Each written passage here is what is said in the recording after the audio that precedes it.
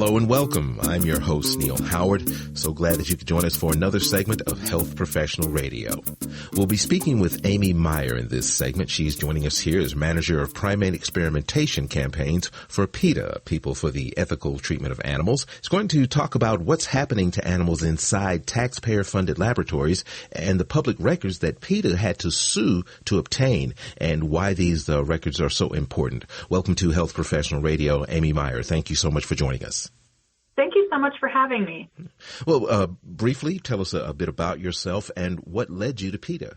Well, I'm the manager of Primate Experimentation Campaigns for PETA, and I really got here because I learned what's happening to animals inside laboratories years ago and just was absolutely appalled by what is happening, and I had no idea that it's all being funded by my tax dollars, and I've been wanting to fight for them ever since and was really grateful to have an opportunity to do so with PETA. Now, when we're talking about funding of laboratories, there are many different ways that these laboratories can be funded, but we're talking specifically about labs that are funded with taxpayer money. Yes, the National Institutes of Health, the NIH, is one of the largest funders of these animal laboratories, and they're shelling out $20 billion every year for these experiments on animals that really aren't leading us to any of the treatments and cures for human diseases that we desperately need. Don't we have to test on animals? Isn't that something that we have to do? We've been doing it for so long.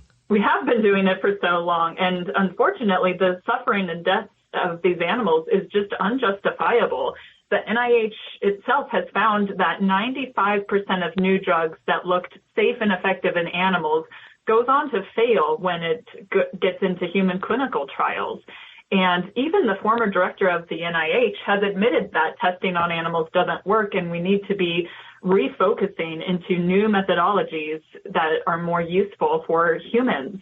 But yet the NIH continues to dump all these billions of taxpayer dollars every year into these experiments involving animals. And, we just need to ditch them. We need to ditch these outdated animal tests and switch to the modern animal-free research methods that are truly the best route for finding cures and treatments for human diseases. So there's, advanced computer modeling, in vitro methods, organs on chips, three-dimensional human tissue printing, and they've all proven to yield far more human-relevant data. So even more methods like these could be developed, and these alternatives themselves could really develop even more if we shifted that $20 billion being wasted in animal experiments every year into these alternatives instead. Well, just getting the animals to the labs is a massive industry. Obtaining the animals, transporting them, prepping them, and providing them to these laboratories. Absolutely. There's more than 100 million animals being tortured and killed in these experiments every year. And we're actually pushing some species of monkeys to the brink of extinction because of the demand by U.S. primate experimenters. There's 30,000 monkeys every year being pulled out of Southeast Asia and the island of Mauritius to fill the laboratories with these monkeys, and the International Union for the IUCN has found just recently, last year, that U.S. primate experimenters are the reason why two species of monkeys, the pigtail macaque and the longtail macaque, are now considered to be endangered because we are pulling so many of them out for these unnecessary experiments. And so it's a huge industry. Lots of people are making money off of this, and unfortunately, we just really aren't getting the treatments and cures for human diseases that we need. So it's past time that we shift away from tormenting and killing these animals and to instead invest in the animal-free research methods that will lead us to these treatments and cures.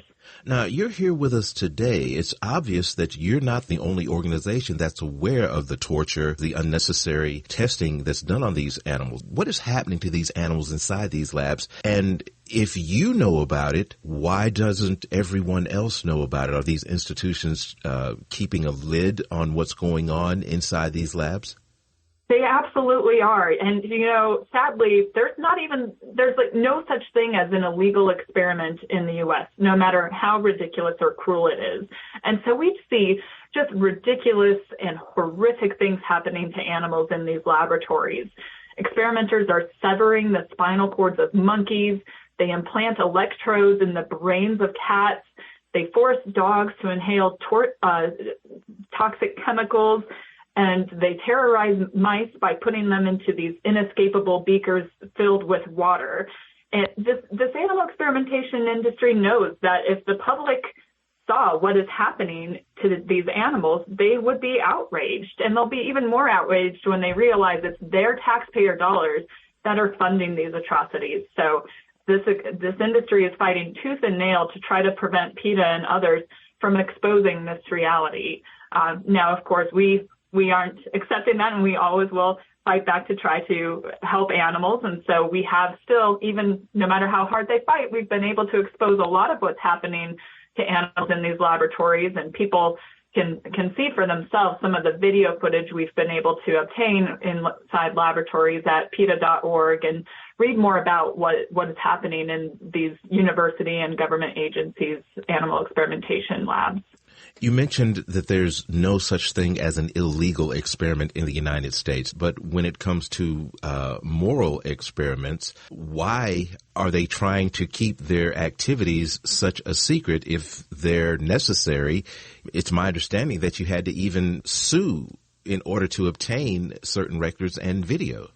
That's right. And, I'm sure a lot of your listeners realize that public universities and government agencies are required under law to be transparent. That's why we have public records laws and Freedom of Information Act for this very reason. But these institutions still try to fight tooth and nail by using tactics like charging astronomical fees for PETA to get the records, or they'll make false claims saying that the information in the records we're trying to get contains proprietary information.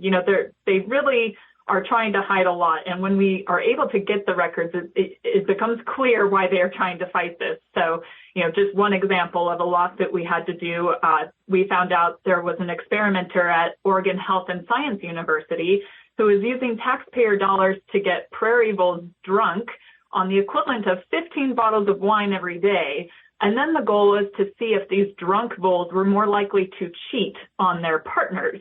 It's just absolutely ridiculous. So PETA requested video footage that we knew was happening of this experiment, and they gave us the runaround for nearly a year, and we had to file a lawsuit.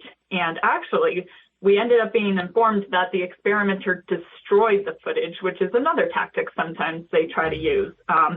But, fortunately, we were able to hire a computer forensics expert in this case, and we were able to still get that footage from a laptop of one of the experimenter's students. And so we were able to publicize this absurd test on our website, PETA.org. What is it about animal testing in these labs, knowing what we know and you raising awareness along with others? What is it about this type of activity that doesn't allow it to go the way of our thoughts about maggots being produced by rotting meat? Yeah, well, I think they just keep such a tight lid on it. People don't know what's happening. And when they do, they're outraged. And when we see the public outrage around these experiments, the experiments do get stopped. PETA's had a lot of success in when we're able to publicize what's happening, these experiments get shut down. And what we're really trying to do now is put out what PETA scientists have developed. It's called the Research Modernization Deal, which is really a strategy for phasing out the use of animals in favor of the human relevant research methods that yield far more useful data for getting treatments and cures for human diseases.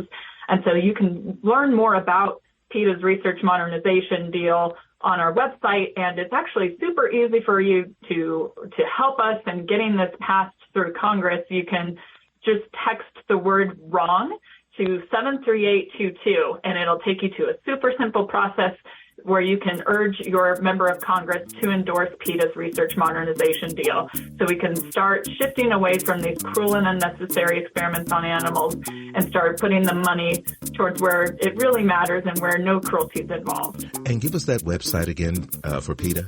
It's just PETA, PETA.org. Amy, I appreciate your time this morning. Thank you so much. Lots of great information. Thank you so much for your time. Thank you so much for having us. You've been listening to Health Professional Radio. I'm your host, Neil Howard, in conversation with Amy Meyer. Audio copies of this program are available at hpr.fm, and be sure and subscribe to our YouTube channel at youtube.com, Health Professional Radio.